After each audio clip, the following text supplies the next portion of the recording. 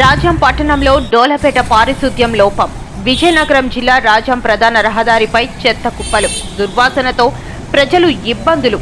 రాజాం నగర పంచాయతీ పరిధిలో డోలపేట ఆంజనేయ స్వామి ఆలయం వద్ద ప్రధాన రహదారిపై పారిశుద్ధ్య కార్మికులు సేకరించిన చెత్తను ప్రధాన రహదారికి పక్కనే వదిలివేయడంతో స్థానికులు దుర్వాసనతో ఇబ్బందులు పడుతున్నారు. రాజాం నుండి పాలకొండ పోవు మార్గంలో వెళ్లే ప్రయాణికులు తీవ్ర దుర్వాసనతో ఇబ్బందులు ఎదుర్కొంటున్నారు.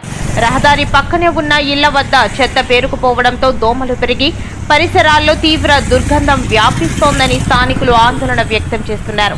చెత్తను వెంటనే తరలించి పరిశుభ్రతకు చర్యలు తీసుకోవాలని స్థానికులు కోరుతున్నారు.